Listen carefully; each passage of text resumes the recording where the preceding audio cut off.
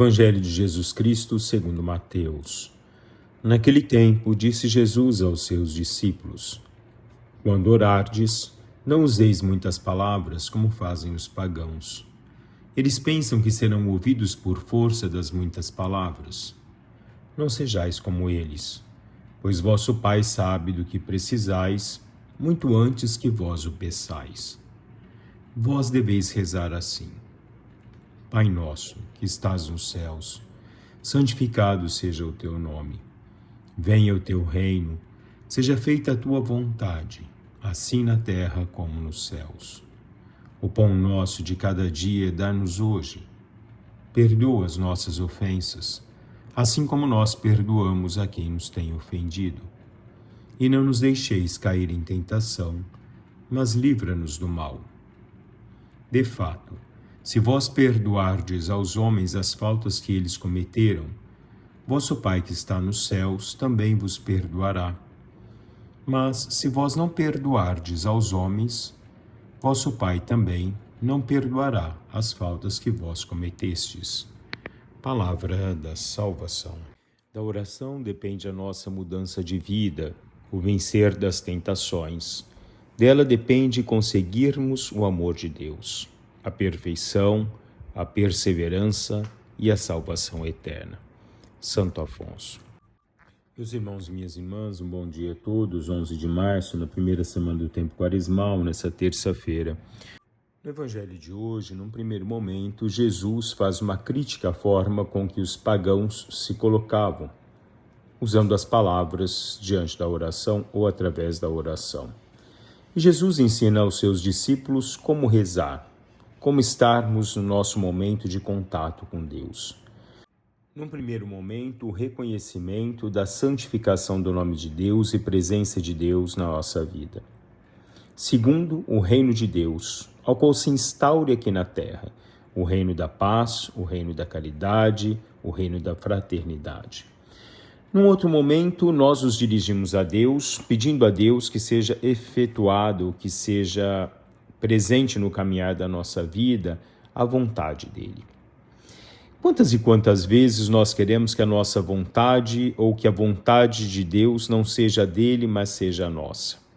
Santo Afonso dizia: a vontade própria é a ruína das virtudes, a fonte de todos os males, a única porta do pecado e da imperfeição, a arma favorita do tentador contra os religiosos, o carrasco de seus escravos, o inferno antecipado. Muitas vezes é a nossa vontade que nós queremos que Deus faça. Nós nunca queremos ou aguardamos essa vontade de Deus. Porque se a nossa não se realiza, muitas vezes nós questionamos Deus. Por que então oramos, se foi feita a vontade dele e não a nossa? Mas quando rezamos, nós nos dirigimos assim, dizendo a Deus: a vontade de Deus prevalece sobre a nossa. A nossa vontade nos leva muitas vezes à imperfeição, nos leva à fonte de todos os males. A vontade de Deus é o melhor para cada um de nós, o nosso caminhar.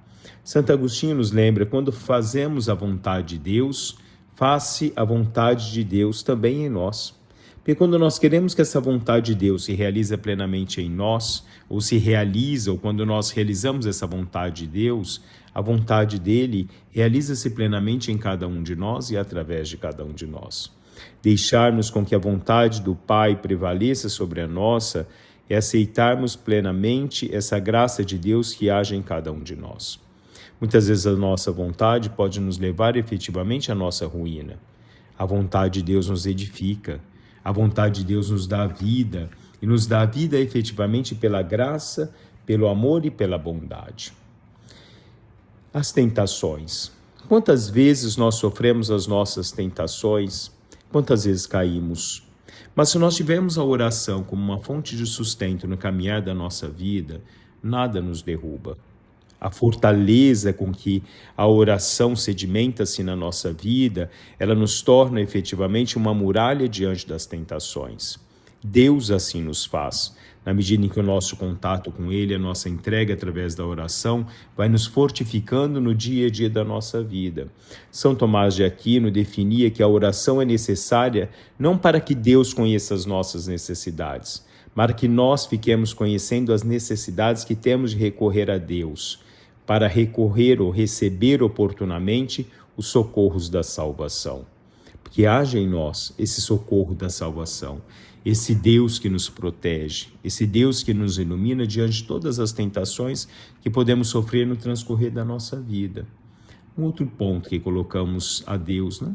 Perdoa as nossas ofensas como nós perdoamos aqueles que nos ofenderam.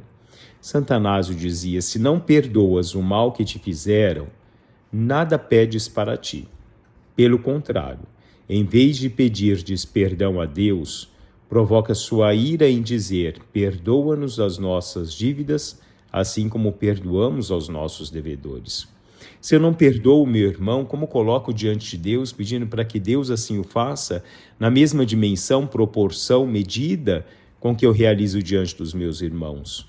Se eu sou incapaz de ser misericordioso e coloco a Deus, perdoa-me como eu perdoo, como Deus me perdoa se eu sou incapaz do perdão? O perdão é graça, o perdão é amor, o perdão nos traz a leveza, o perdão nos traz a luz. Nos traz o sentimento pleno de convivermos com o nosso irmão, tendo Deus no nosso meio no transcorrer da nossa caminhada. Perdoar é ser mais forte, como diz Papa Francisco. O primeiro que perdoa é o mais forte.